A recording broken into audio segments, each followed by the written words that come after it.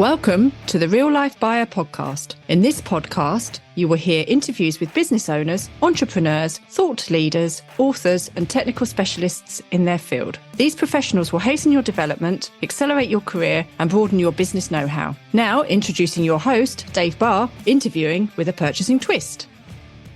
Hello, and welcome to the Real Life Buyer. Today's guest is Neil Twa, the CEO and co-founder of Voltage Holdings LLC, a company renowned for helping entrepreneurs build and scale profitable Amazon FBA businesses. Neil is also the author of Almost Automated Income with FBA, Build a Profitable Lifestyle-Driven Amazon Business, Exit for Millions, even without any e-commerce experience.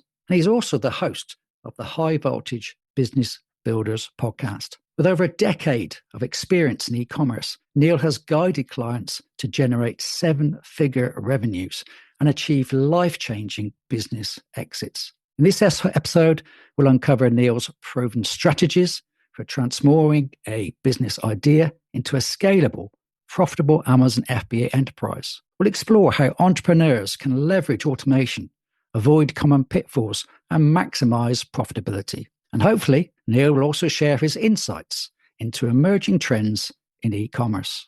Whether you're an aspiring entrepreneur or an SME owner seeking diversification, this conversation will no doubt be packed with actionable advice to fuel your success. So without further ado, I welcome Neil onto the podcast. Hi, Neil. Hello, sir. How are you doing? Very well, thank you. Very well. Thanks for having me on. Always excited to hear about business opportunities. And you've certainly had a very interesting journey, obviously from leaving education to become a CEO of Voltage Holdings and obviously being an authority on Amazon FBA. Could you walk us through the kind of pivotal moments and those decisions that really shaped your path and how these experiences influenced the creation and growth of your company? Yeah.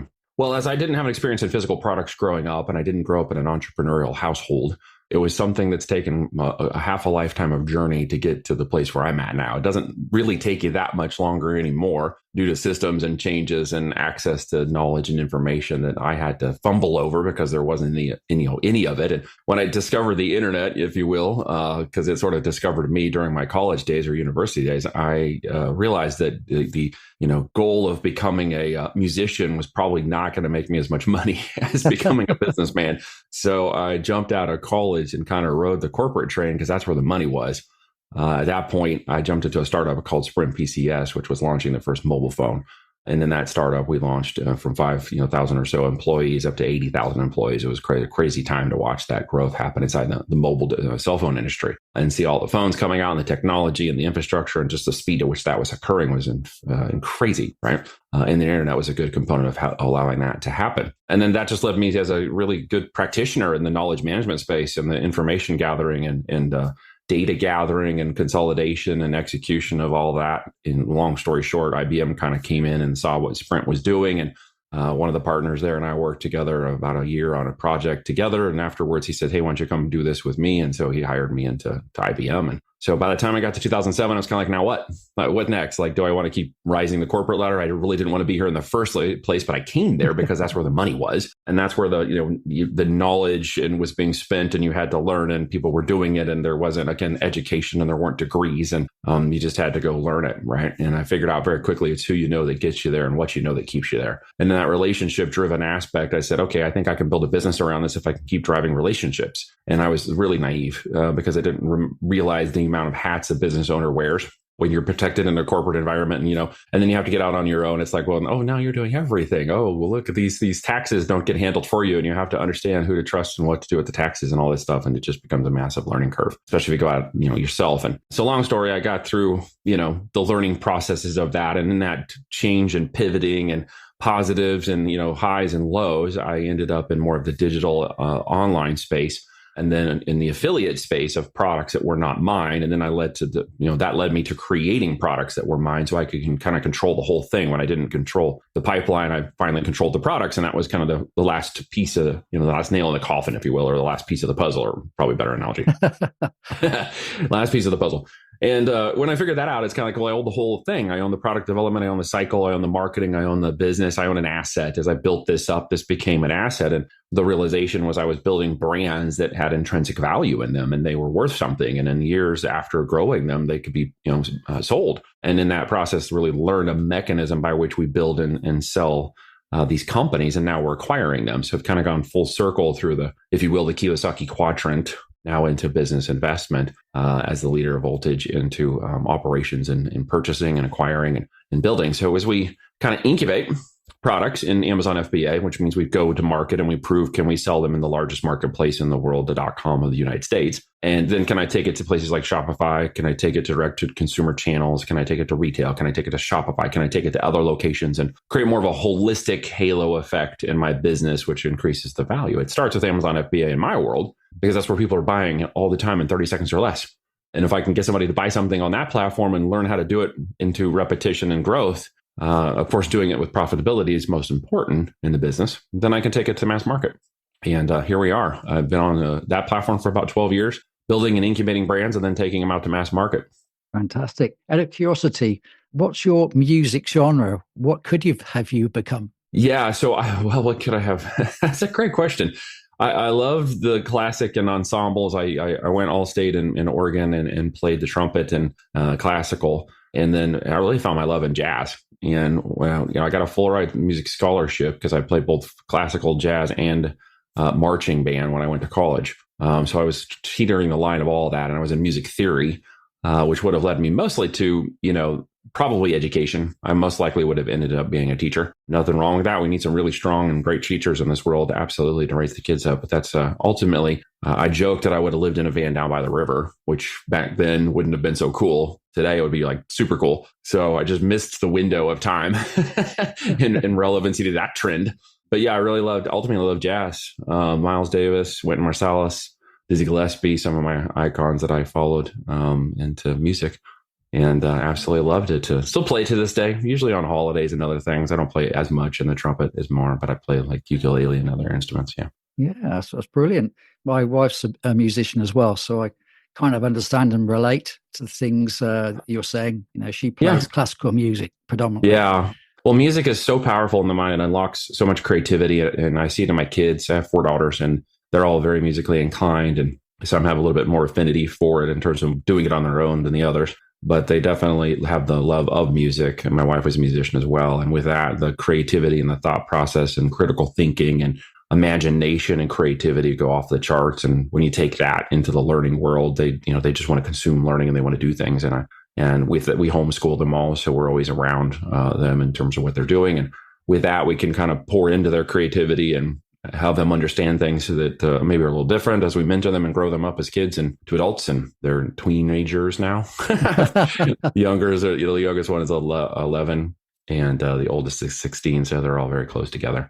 But music is creativity. And I learned that business could also be music and you can make music in business. So that's kind of how I did it. Absolutely. Because there's quite a logic to music. It's quite mathematical. Would you say what would you say were the key linkages between starting an Amazon type company, a creative of creating a company, and that with the music way of doing things, the structure, the logic, the mathematics?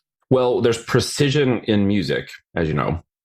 If you're flat and your key is not registered right, or you don't have the technicalities, the music doesn't sound good. When somebody nails all of those things together, just the harmonic resonance of a location you're in when that occurs, if you're in a facility, a symphony, if you're in an individual playing on stage and you hit those right notes and the reverberation of that echoes across it, everyone feels it. There's an emotional connectivity. You feel it in that. You can feel the instrument, you can feel the person, you can feel the emotion, you can feel it. With business, it's kind of like that too. As things come into harmony, as they harmonize in business together, you feel and kind of that resonates in the creativity. It resonates in the room. It resonates with the people. There's a certain energy level that occurs with music that also occurs in business. And if it's not right and it's not harmonizing, you shouldn't do it. And there's their aspect of that comes down to the creativity of what you're doing and who you're doing it with and, where you're going, because you can't do a good deal with a bad partner. And if it's just not resonating at that relationship level, if you're not speaking the same language, if the harmony isn't in it, it's not going to succeed. And in business, I've learned to start listening to that.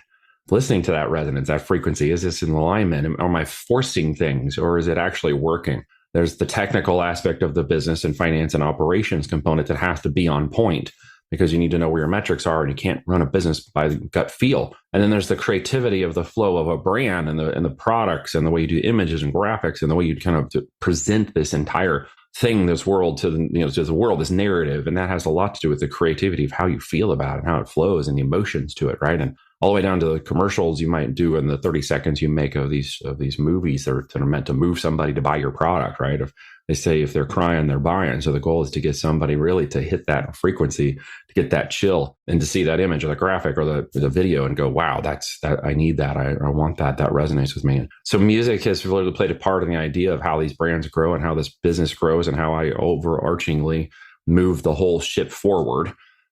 In terms of setting the tonality for everything that happens, in the brand, around the brand, and after the brand, and everybody that comes in that supports it. And in that way, for me, business has become more about guidelines than hard and fast rules.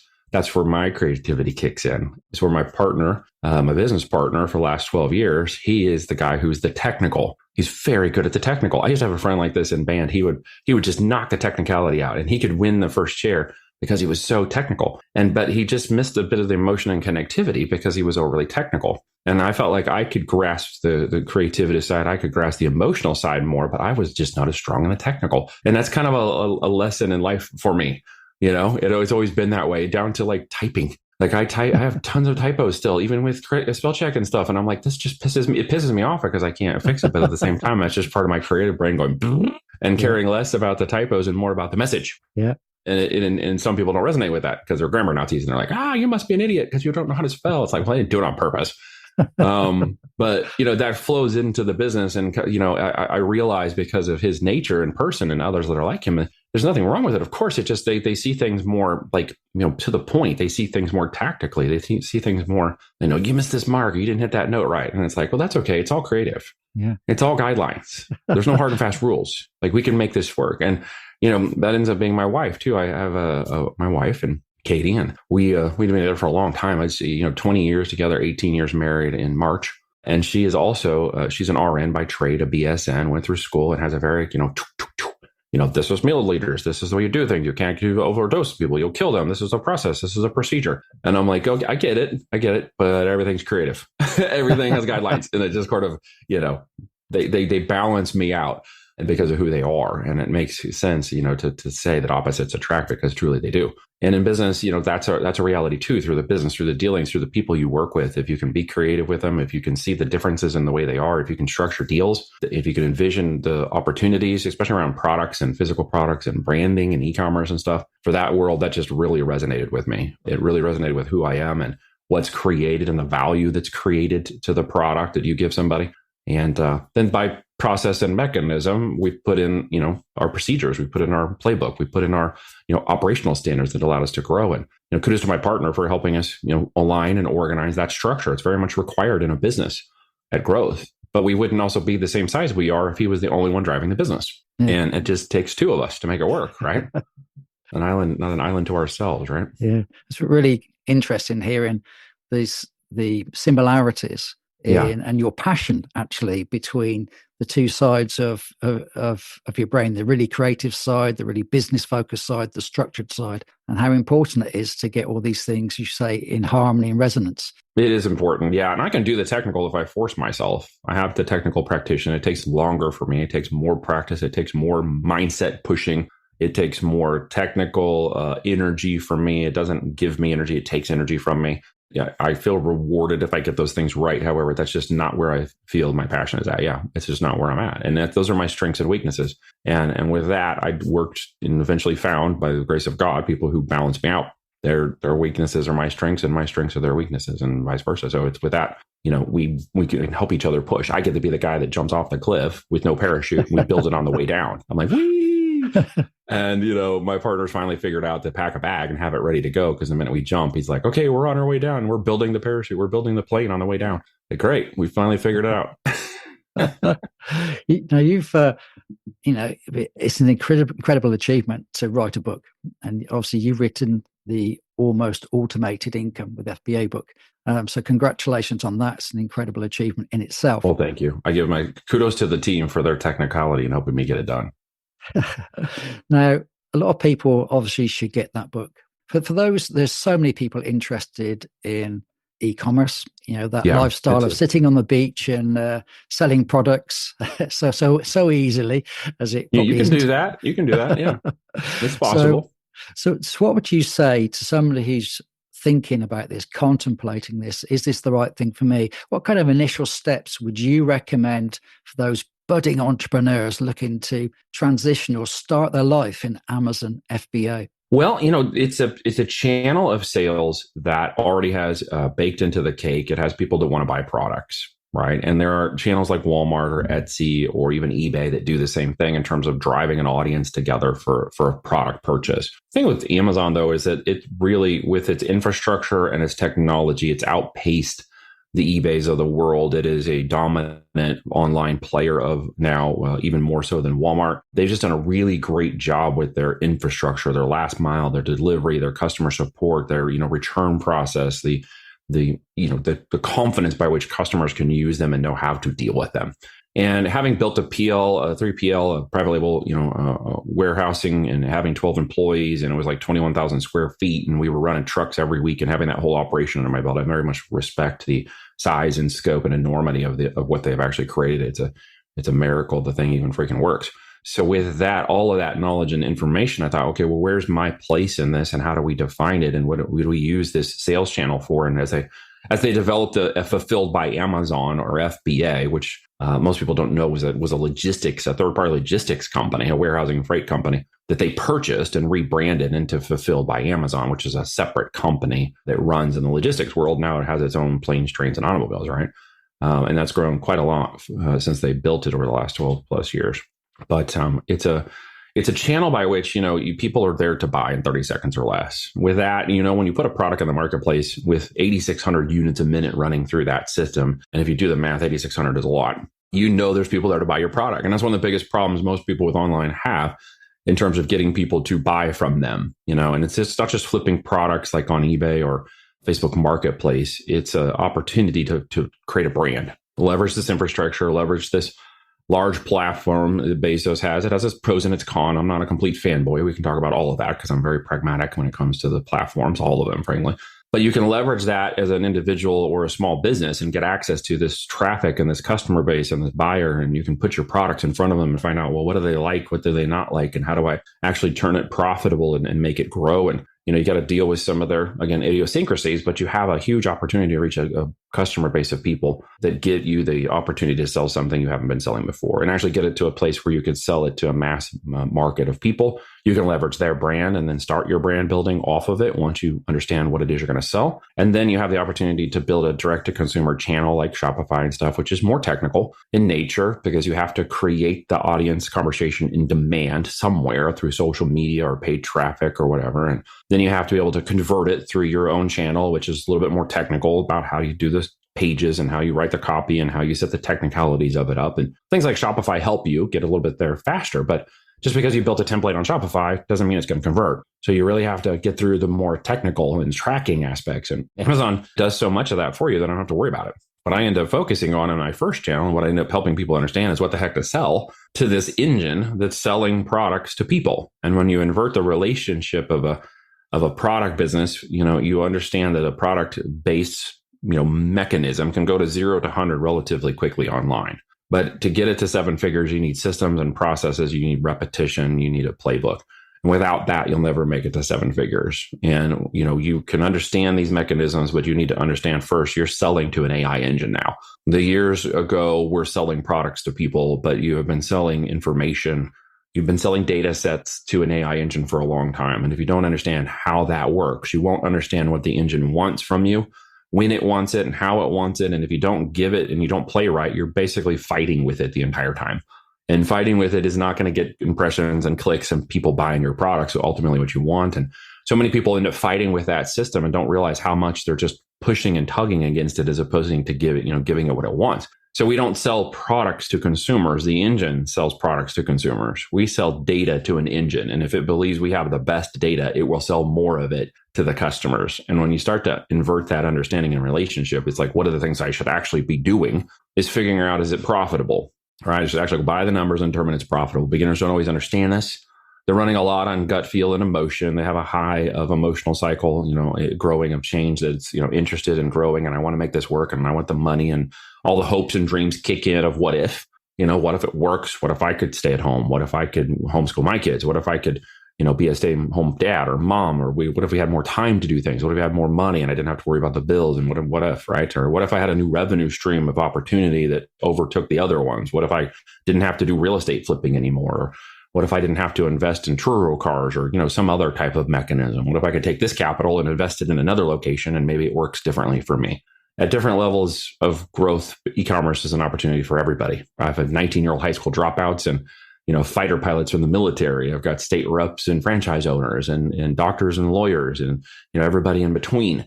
And it really gets down to, the knowledge is important, and learning the knowledge, of course, is important, especially in something you are new and wanting to invest in in yourself or your business, or you go invest in something And if you're working to look at e-commerce, you should consider it because it is a fast-growing industry. It was the only double-digit growing industry in the last 5 years.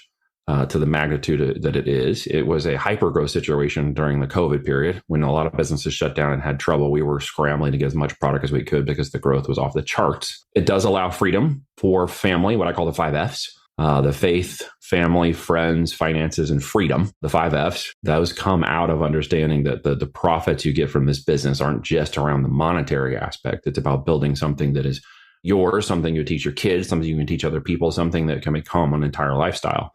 It has for me. And with that, you have the ability to drive more purpose and value in the way you build companies and brand. And with that, you understand different mechanisms. And Amazon being a mechanism is simply just a hammer that we chose to build a house, an economic house. And the house is sellable. It's a sellable asset. So we always build these from the beginning with the end in mind, or we're growing them as they come in to a growth and scale with an exit strategy. As people who are acquiring these companies now, anywhere between 3 to 5 million and EBITDA, or solely discretionary earnings, that's profits, we're looking for companies that have omni-channel presence. Amazon, Shopify, retail, other locations. The whole channel is created what's called a halo effect. And in that, I know that we're reaching the customer base anywhere we can possibly touch them, not just Amazon. And even if it originated on Amazon, it's now moving into multiple sales channels, and it's created more stability and longevity in the business. And there's a great value in that, selling those physical products and assets. But we don't marry our products either, because when we first launch the product, so many people get emotionally caught in the product. I'm going to teach them not to get married to the product. Marry the brand. All right, Dave, that's why there's like 20 burger joints and 20 ice cream joints and 20 pizza joints and 20 different brands for shoes. And there's 10 different brands of televisions, etc. Because it doesn't really, the products are just the fulfillment, the transactional relationship to that brand. And it would say, why would I buy an LG or versus a Samsung? Or why would I buy, this or that? The end result gets down to your emotional connectivity and your experience with that brand. The product is just the thing that allowed you to make that connectivity. So if we really understand not marrying our products, our goal is to find which products in our brand are relevant to the customers that want them, and then sell more of that to them when they show up. And when you do that, these traffic engines like Amazon unlock. It's like a giant river of traffic. It's also a tree of information because it's a giant data set. It's a giant, language AI model. It's a large system, but it is like a river. And those traffic streams are flowing through there at millions of people a year searching for one specific kind of product, right? They're searching 8.5 million times a year for a nugget ice maker. So if I'm going to sell a nugget ice maker, I have an opportunity to reach 8.5 million people in a highly converting system who might want to buy nugget ice makers from me. And with the kind of data intelligence we can get now, I can understand that there's 63 other people in that entire system of, billion plus SKUs who are fighting for that margin. And with that, I know that I could approach the top 10% in time if I get a stronger brand in the market, if I get a stronger product base. I'm not inventing anything. People get really confused by that. We don't invent, we innovate. Big difference. Okay. We simply do better with the ideas and customize the ideas that are out there. Most people have that, if you build it, they will come, or that Shark Tank idea that's like, I need that 1%, or no one's going to make you're never going to make millions of dollars doing this. And that's actually wrong. Not everybody's an Elon Musk and not everybody's an inventor, but you can innovate, right? You can change. And I think that's where that jazz component of me kicks in, because music is there on the page, but then you can always innovate. You can always be creative. You can always go off script. and do things. And so that really resonated with me to always be off script and think, is there a different way to do the product? Is there a different way to reach the customer with the product? And that whole thing sets you up. Yeah, it's just think about the product now, because a lot of people start off in searching for products from Far East companies. Some of them develop those products or find the unique angle on those products. And some, as you mentioned, actually create those products from the ground up, find the right supplier to produce it. Just reflect on, for the people starting out, would you say they should start more from the, source it from Asia, buy it cheap, trying to sell it on? Or would you go for the other side of things where you actually create a product, find a supplier to produce it for you, and then sell it? Which route would you suggest? So I always go find the data first that validates what the engine, the trends, the current market of products is in more of a blue sky or evergreen product base, not a seasonal product base, and determine the profitability, the unit ROI percentage, the availability of, as I mentioned, an amount of customers that are available for that product, a competition understanding of roughly how many people you're going to compete against and how they're competing with that product. And then take that data out and broker it within manufacturing to find one of those products that can support that customer need. Because when people are searching for products, they're actually searching for a solution, right? Exactly. They've got a problem. They finished some reaction in their head. Something broke. Something needs fixed. Something is a safety concern. Something is a growth concern. I want to learn it, or I want to go faster or do better, or I want to get skinnier or healthier or whatever. And so they're always in solution mode. They're not actually searching for a product. They're searching for a solution. The product just is the media. And so we have to understand the data by which they're doing that. At that point, then it doesn't matter where I get the product from, as long as I get a great product, because I need the reviews to be good. So if I do a really great job of selling this engine to this data, the engine, and it does a really great job of helping the customer find the product and buy the product, then the last thing I want is negative reviews. So when everybody says go find a cheap product, not to belittle your words, but this is used a lot in that phrase. I want to find a good or even a product that can become great, but I don't necessarily want to do that at the first step. The first step is just to prove, can I sell it in the market? Right. And that may be a product that looks just like another one in the market, but the customer doesn't know that yet. And in the first 100 units that I'm going to go do a market test, I'm basically going to ask them, do you like this one or this one? Or do you like that version? Or do you like this version? And I'm going to do that in our 5x5 methodology, because the goal is to get 5 products moving an organic amount of 25 units a day in sales. Once I do that, I have enough statistical data to say it's this product that I need to go get 1,000 units of, and I need to take to the full product market launch. And I want to change 3 or 4 things about that product and innovate it. And then that may take me to a manufacturer of a different kind, or the one I originally worked with, no matter where they are. Could be in the US, could be other places. And then have that product taken to a full product launch once the numbers tell me that I should go that direction. If I'm going to guess by all of that, I will be wrong 99% of the time. Not smart enough to tell the market what it wants. Again, that's invention. Innovation is smart enough to read the data, know what the data is telling you, and learn through experience and conditioning that this is the product set I should ask what they want from, and then I should follow that data and sell them more of it. At that point, the product reviews should be positive. I should have a great product that's not breaking in the first 5 minutes. It has good packaging. It shows up as expected, and the customer's has a little bit of wow factor to it, right? And like, hey, I wonder if this guy sells anything else. I wonder if what is this brand again? Oh, this is XYZ brand. Oh, cool. I wonder if they sell any more. I wonder if they have a website. And they're going to curiosity, engage the next level of product purchasing from you. And you should have something else to sell them. So as we expand that base out, we borrow from retail, like Apple or Nike or whatever. We sell them more of the same product in different packaging until we find additional product SKUs that they want to buy from us. If we can just sit down and understand that simple testing concept, you will avoid all the heartache and pain of buying 5,000 units of a product you hope is going to work, and then trying to spend the next 6 or 8 months trying to make that one product work with blood, sweat, and tears, only realizing that you could have moved 2 millimeters to the right and found the next product that would have done it by itself. It would have organically gone through the system of demand that is already there and created automation within your marketing and effort and using these systems that could 10x the amount of output with the least amount of time. And I'm the laziest marketer in the world. So I am always after that right product data set that just starts to go, knowing that at some point it's going to hit a hockey stick curve. It's just a matter of time and a little bit of luck in market that I stay there with that product that shows me the right data, that shows that it's selling in the marketplace, and that I'm giving it more marketing, more inventory until it hits its moment. And it could be a competitor dropping off. A time in market could be a a demand for the product shifts higher in the market due to my, competition and valid, marketing of the competition. And all of a sudden there I go, I'm taking off through the roof. And I've seen it multiple times happen this way. But I think a lot of people make the mistake of buying these courses and hopium and dreams, thinking that this is a 3 to 5 minute opportunity when it's a minimum 3 to 5 months. And we make sure people understand a real business that can make it through 3 to 5 years beats the 2% of businesses that fail. And having built many businesses that have gone past 3 to 5 years, there's a lot of similarities in the problems of why businesses don't grow past that point.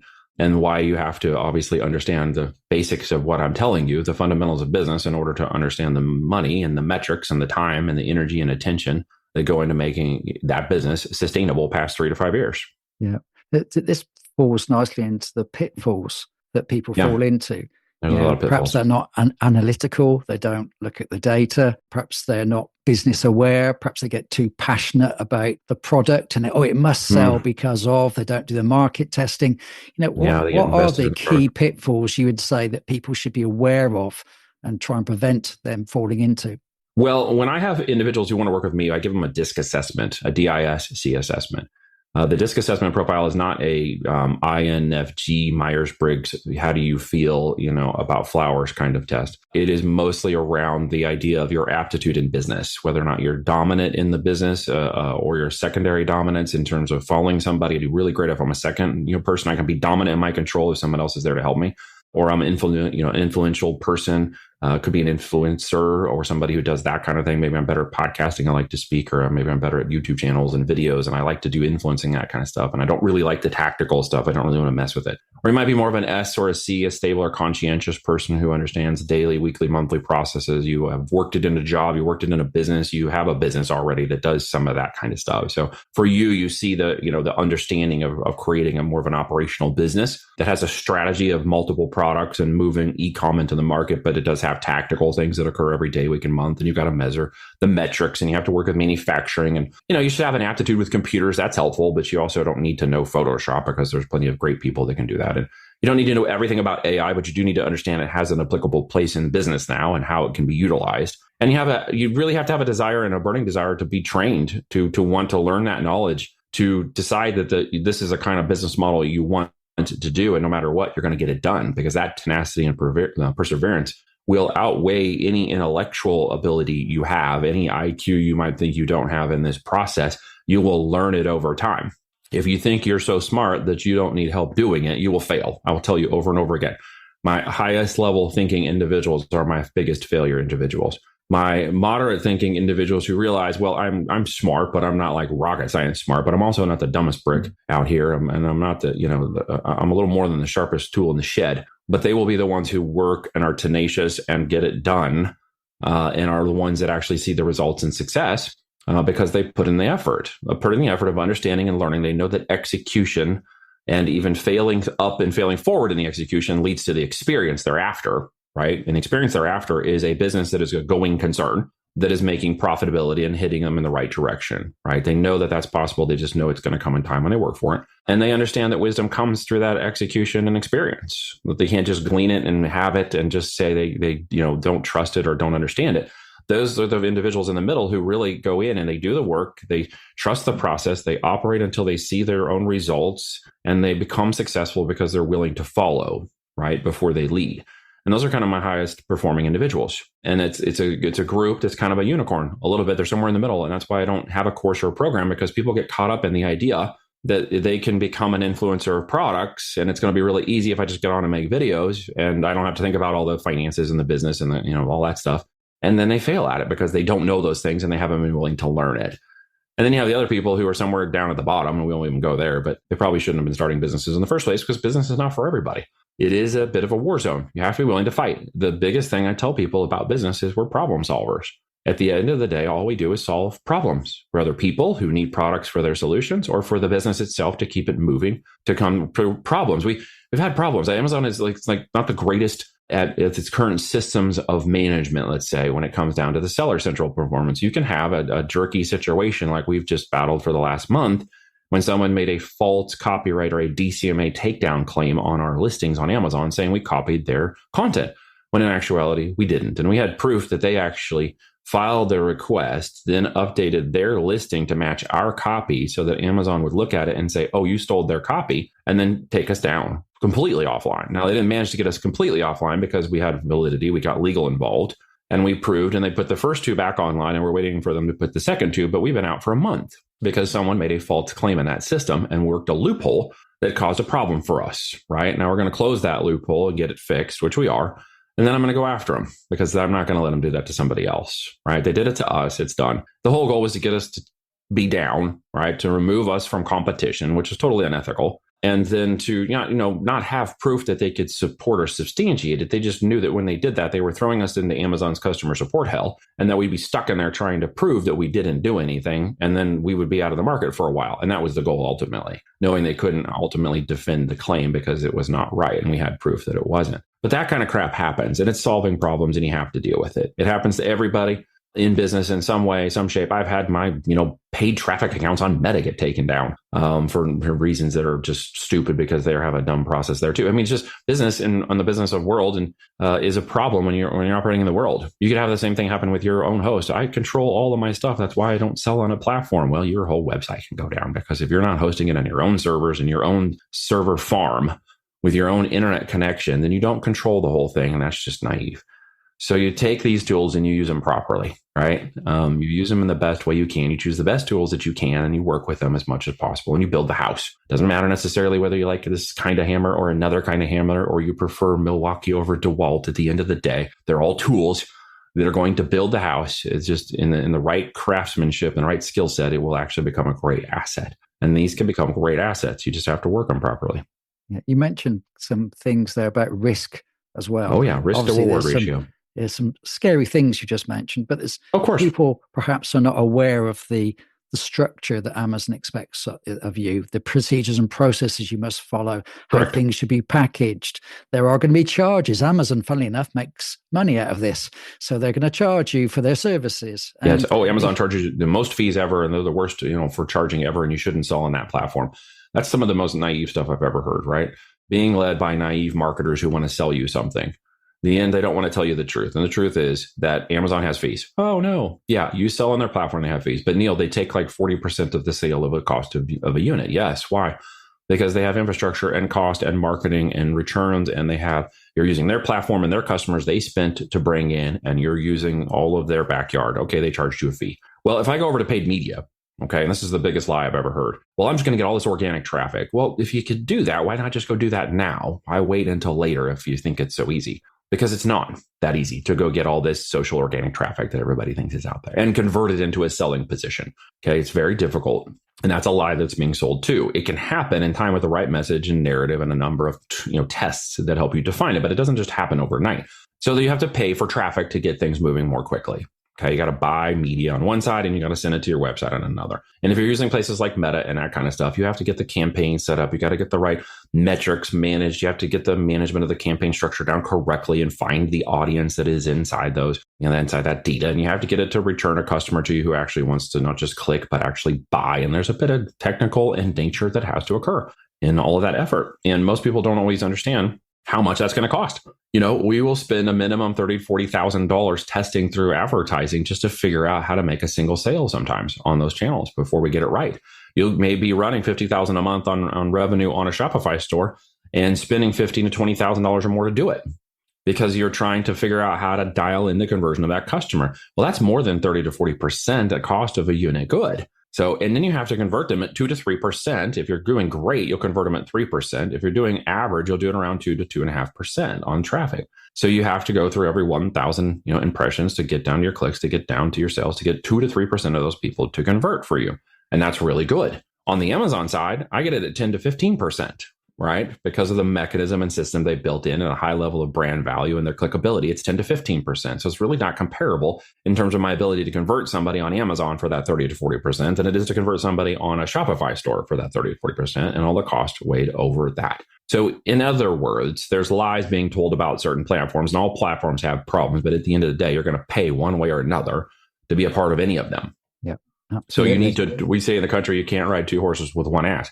So you need to figure out which one you're going to ride and then stick with it because they all have their pros and cons. I personally take new people to a platform that has built-in traffic, it has built-in eyeballs, it has built-in organic traffic, and it has paid traffic that work in combination with each other. And you can't do that on other platforms, not at the scale you can on Amazon. So to get them to first level success, that's the best place to take people, and then move them through knowledge and experience into other channels where they learn how to develop other sales channels and round out their business model. It is not the easiest channel. None of them are, quite honestly, at the end of the day. But if you're willing to spend the time, energy, attention, and money in doing it, there's a large upside to growing a private label brand where you own the intrinsic and asset. And that is you can exit those things for millions of dollars if you do a great job. Yeah. So we talked about the risks, but there's equally, I said, the business side of things. We've got to make sure that the quality of the product is there. It's available to be shipped exactly when it should be shipped, because Amazon doesn't want a bad experience for its customers when they want to buy your product. If it's not in stock, if it's not, if they get lots of returns. So, it's not just as simple as finding a product, sticking it online and hoping that everything's going to sell nicely and no problems. I've had corporations come to me that are doing $30 million a year on the DTC side, no Amazon presence, try to launch it, and in 12 months come up with $16,000 in total revenue. Like they didn't understand what the heck they were doing. They couldn't figure it out. They didn't understand why the system wouldn't respond. They had all their listings up. They had this stuff and they're like, why are we not getting any traffic? Why is nobody buying? This is ridiculous. This is a total waste of our time. And they came to us and we figured out, what they were doing wrong. It's not hard when you have the right experience. And in 4 months, we had them to 30,000 and then 50,000 and 100,000 a month in sales. We did such a good job. They fired us. Lovely. That's the other problem with working with people sometimes in consulting. It wasn't a bad. They got to the end of their contract and they said, we're going to take this back in house because we were doing so well. They didn't want to pay us the money anymore. And so, that was just a business decision. It's fine. Good luck. I hope they're still doing really well with it. And quite honestly, I hope they are.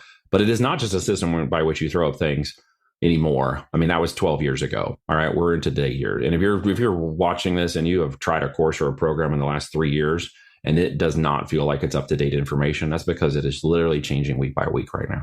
With large language models and AI changing and the way that the system is literally being restructured online, quite honestly, all across the internet, Amazon being a big product engine, it's changing across the board where AI is now developing the way people search and the customer intent searching and buying. It's changing the way keywords are becoming relevant in places anymore, even on Amazon, and changing it into more customer-based intent searches, customer need searches, which is leading into things like Rufus and Cosmo on Amazon, leading the way for ranking of products now. And if you cannot understand how to get that engine to build its own narrative and belief about your product and your brand and do it correctly, then it will set you in a pigeonhole that maybe is representing your brand completely wrong with the data that's wrong to the customer, and it will never take off. You basically have the AI thinking that you're one thing when in actuality you're another. And with that, you'll never see the visibility or the light of day. And with these changes that are coming so fast, if you're not working on it daily, weekly, monthly, like we are in multiple brands, we have 9 different brands we control and 20 that we own and operate. You can't understand the scope of which it's changing and how fast it's going. I would advise anybody who's willing to sell today and looking at it to definitely see the opportunity and upside potential, because it is there. There's trillions of dollars coming online, and they're going to keep coming online for the next 3 or 4 years. Because it's shifting, it's changing. It's where the generational wealth is happening, right? That you're going to have to learn and have the patience and time to actually get the knowledge and execution and do it correctly and turn it into an opportunity, or you'll simply just go in and get outdated information and flip stuff up and get your hopium dreams all up there, and then find out it doesn't work in 6 months. Yeah. That's terrible. Just thinking about all the clients you've helped, is there a particular case study that you think is a really great way of demonstrating the kind of strategies that you employ to attain such rapid scaling? What could you share with us today, to inspire people? Well, that's a great question. I have a lot of them rattling around in my head. There's a couple, one that's new and one that was an existing business, maybe. Someone named Daniel had come in about going on 5 years. Gosh, that time flies fast. And right in the middle of COVID, he decided he wanted to launch a brand. He came to us. We started training him on it. It took him an extra 8 months to get to market just because of COVID's supply chain logistics and challenges with product and movement. But he busted through that. His tenacity and perseverance overcame that.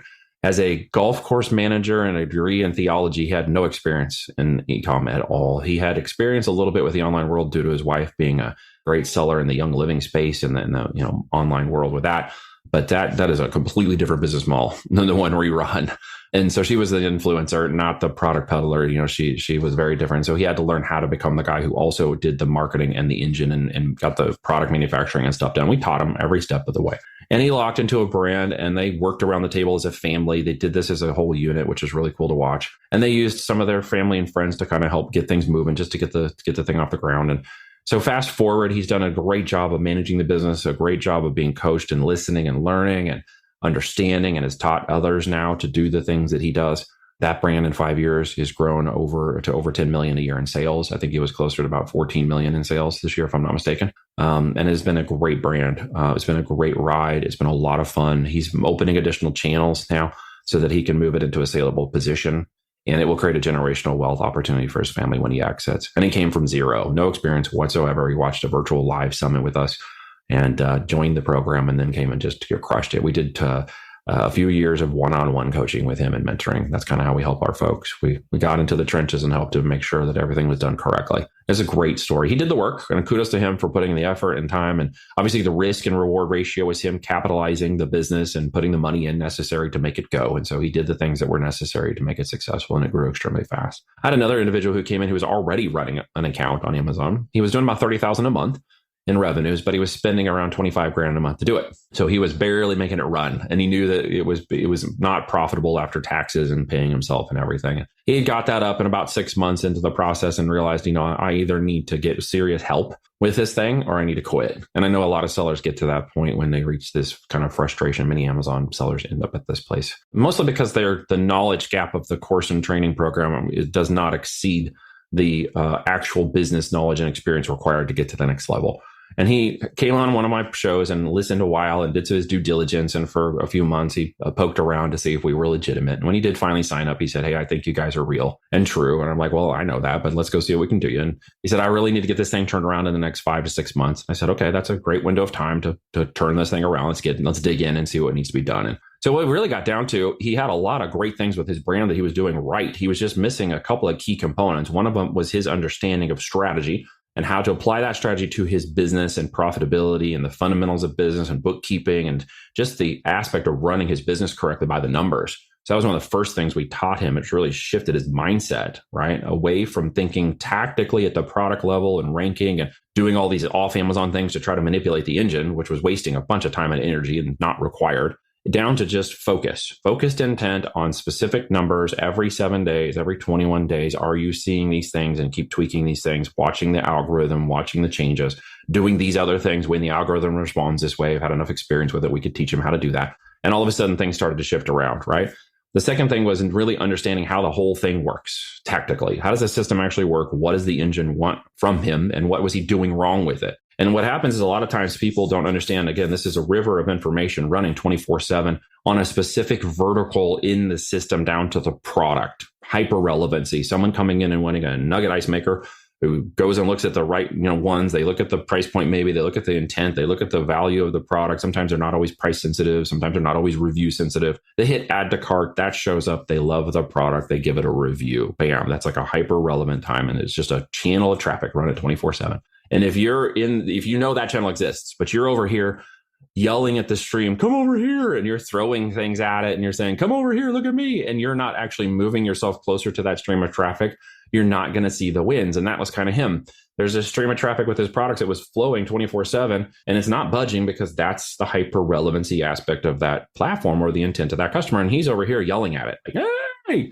And nothing's happening because the river doesn't move towards you, right? You move to the middle of the river. And when he finally understood what the algorithm wanted from his brand and what it was looking for and how he could see it actually working, he went from 30 to 50 to 100,000 in 5 months, turned his business around profitably. We increased his profits by elevating his brand, by showing him that his risk reward ratio was thinking, I need to lower the price point to sell higher volume, but in actuality was killing his profitability. And we raised his price and stopped subjecting the market to just price and discounting wars and more of elevated tier 2 brand status, which is this is where you are. And now I know how to acquire a customer at that level and how to speak to them at that level. And then you fast forward now at 18, 24 months after that, and he's at over $500,000 a month in sales. He's over 50,000 a month on his Shopify channel because he's opening that now. He had a plan exit in 2 years, but we've already started discussing the current exit.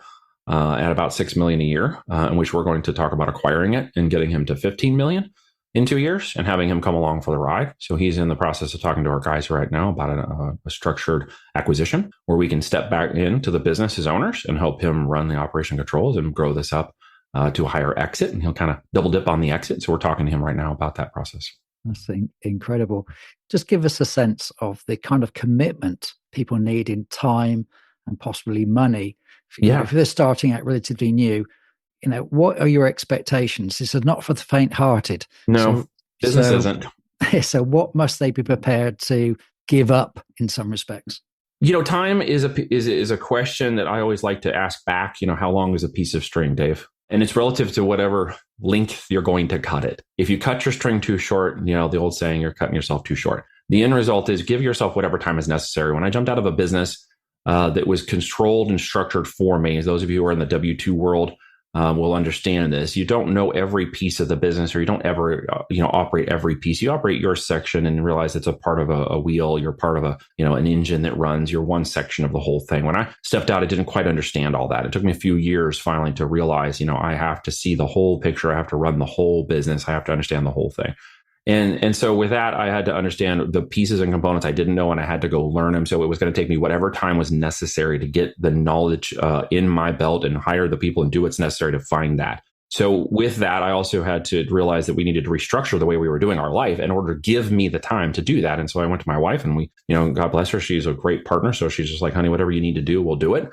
And so we sold the house that we had built, that we planned to stay in for a long time. We had our first baby in the same year that we left to do the business. So we packed up all this stuff and the little baby and said, we're out of here. Sold the home, which was awesome. And, got down to more time because it was a time that was needed to go it. And what I learned through the process, though, it would take a lot more money than I thought necessary to make that work. And I don't think everybody appreciates that. So the thing I want you to do is, if you're willing to do this, you're going to take whatever time is necessary. Do not set time constraints on it, or you will set your risk reward ratio in the wrong mindset. You will treat it like a side hustle or a hobby business. You will never actually make it to true business. You'll never get the results you actually want. You'll limit yourself out of scarcity and limiting beliefs. It's baked into that cake, whether you realize it or not. Listening to me right now, it's exactly what happens. So to move into an abundance mindset, you start thinking that money is in abundance. And if you're paying attention to anything in the world right now, you realize that there's so much money, billions and trillions of dollars. And we're talking about it in the United States a lot right now about where it went and who took it and all this stuff. And you realize there's so much money that it's just not that it doesn't exist. It's not that it's not available. It's just not next to you right now. You understand? And once you realize that it's not next to you, it's like that river again. You have to figure out how to move closer to it.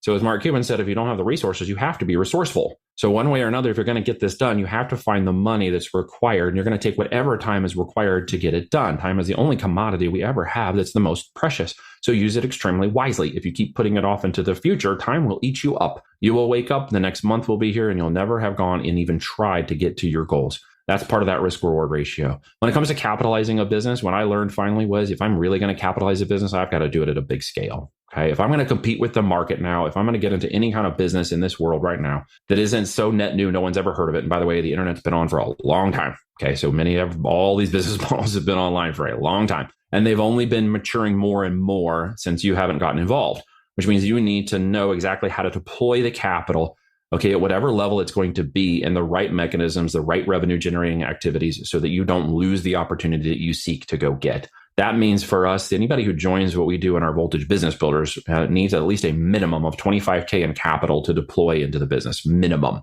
Okay. We have our 5x5 process, goal oriented, of getting them to $300 to $400 a day in profit, to show them it's done with you. So you are consulting with us. You own your business. You own your responsibility. So show up with your hat on in the right way. Okay. You own an outcome, positive or negative, in any business at the end of the day. Don't let anybody dissuade you from that. Okay. And don't fall into those traps of those Amazon automation traps and scams and all that crap, right? You own the business. You must own 100% of its outcome. Okay. Don't give it to somebody until you understand what the heck you're actually doing. You could deploy 50 to 75 if you want to go faster. You could deploy 100 to 250,000 if you want to go faster. Just know that when you deploy it, not up front, is more important. And getting access to that capital is extremely important as you grow something, right? As you grow something, you have to capitalize it, especially in a physical product world. It's like real estate in that way. If I want to get more doors, I've got to take more risk. Even if I'm not putting the capital out to get the loan, I may have to put the 10 to 20% out to get the mortgage down, to get get it into a position of cash flowing. So I still have to put that risk out.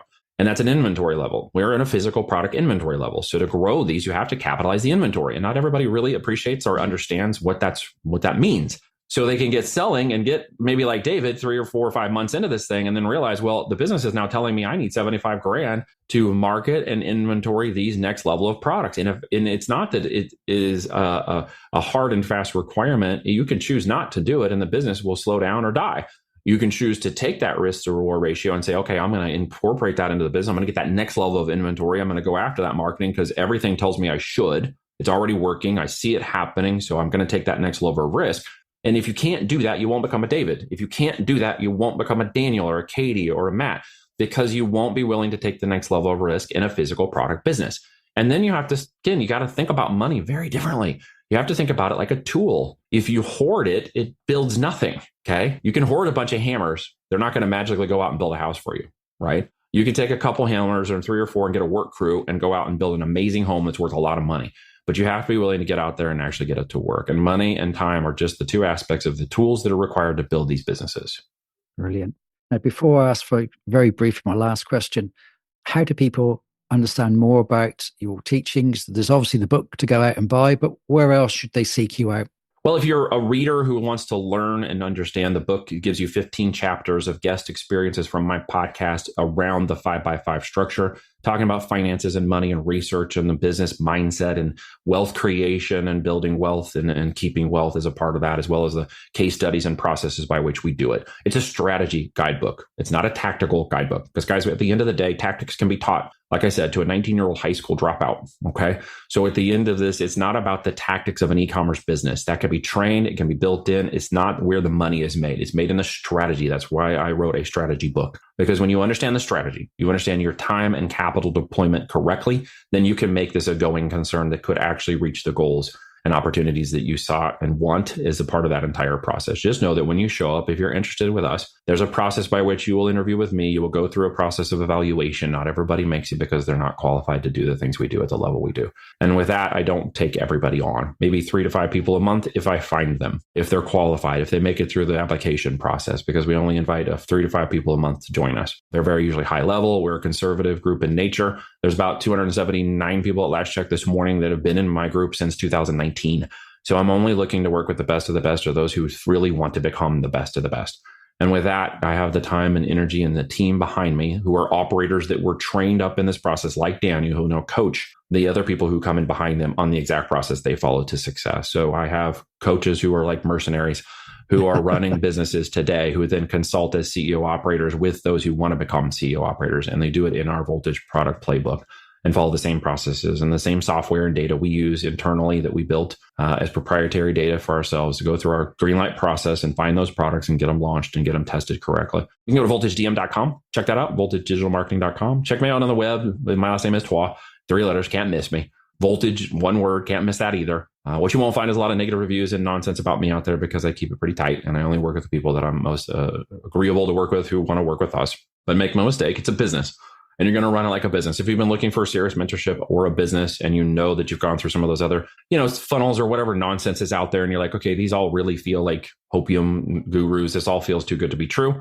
There's only practical business being done at Voltage because we're actually acquiring the companies when they reach a certain level, like David's. We actually have first rights of refusal to look at acquiring that company. So as I raise up these operators and raise up these businesses, my big, hairy, audacious goal, so to be very clear, is to acquire my clients' businesses away from them when they reach a certain point or we bring them in as a higher level operator to the next exit where I sell them to our private equity groups. And one of those is called Patriot Growth Capital, which is a veteran-owned, veteran-backed business as a mission that helped 16,000 veterans last year in the United States through all processes and walks of life. We're hiring them into the companies that we acquire, giving them operational training and getting them to the point within 3 to 5 years. If they want to acquire the company, we're building up a war chest inside the company that will help them acquire that company for their families after 5 years when they reach that point. So we're going to be supporting veterans more in the business and growth and operational components of what we're doing. It's a business as a mission, if you will. Yeah, fantastic. So very quickly, the last question, because we're running out of time. You mentioned earlier on, and we all see around us, the pace of change is colossal. Yes, it is. If you had to imagine 10 years from now, what do you kind of think our landscape would look like? Gosh, I can't think 10 minutes from now. If you're paying attention to America right now, everybody's on the edge of their seat wondering what the heck is happening today, what's going on tomorrow. It's quite crazy in the world of America. So I honestly, I hope that there are better opportunities for folks. I hope that those who need help get the help they need. I hope that the businesses become more accountable to the needs of the customer. I hope that, those who have opportunities to reach health who are sick, get what they need. And those who have, business opportunities will take the risk and reward and see themselves 10 years from now. I hope that the technology doesn't outpace us, overtake us, and try to kill us all. Because AI feels like it's on the precipice of reaching self-awareness if it hasn't already, and that's always Terminator style confusion. So I hope we're not all dead or being controlled by robots at that point. So this is my pessimism, but optimistic wise, I believe that we are going to see that the skill sets you need are going to be the ones in which you have the strength to control those things. You have the strength to manage them and use them in the business by which you're learning, like e-commerce. We bring and are using AI and technologies and innovations into the processes we had already developed. And instead of spreadsheets, we have now systems of automations and agents that goes and finds these data and compiles it and comes back and tells us what it's seeing. And it's getting more intelligent. And that way it does that because it's learning and we're helping it learn. And that's making our business and each component of the business process go faster and easier, because as that data gets stronger and more relevant, we can see that it becomes more accurate. And with that accuracy, we can move more quickly. We can time compress 2 weeks worth of activity down to sometimes 2 hours in certain tasks. And with that compression, it frees up our time to do other things, which is cool. And I like components of that, right? I don't think I'll have a robot in my house in 10 years. I don't think I feel like that will ever be a good thing. And I think that's going to happen. I don't live in a city, so I'm in the country, and I definitely don't want cars trying to come and pick me up like some sort of automated thing. That might happen in the city, most likely. I don't want that. I like my gas-powered cars. And so I really hope they're still here in 10 years, powering things. Is that answering your question? I feel like I'm getting off pace a little bit. No, it's a very difficult question to answer. And well, it's a crystal ball, right? Yeah, absolutely. Hope all my girls are married and happy, and that they're all, maybe some of them are involved in the business or have businesses of their own and that they're helping with as we train them up. That's maybe even grandchildren in 10 years is possible, I guess, with health and happiness. Definitely. Yeah. Health and happiness and structure and family will be a component of my 5 F's, as you will. So I want to keep that structure and turn it into my children so I can watch the next generation become part of it. Thanks very much, Neil. You've imparted a vast amount of knowledge today. Really do appreciate it. Thank you, Dave. Hopefully look forward to see Voltage having an incredible success in the next 5 to 10 years. Thank you, sir. Appreciate it. Take care. So there's another Real Life Buyer podcast. I do hope you enjoyed it, and it has given you some ideas and inspiration for greater action and achievement. Don't forget to subscribe so you don't miss out on future episodes, and a 5-star review would be most appreciated. If you would like to discover more about me and what I do, take a look at www.thereallifebuyer.co.uk. Bye.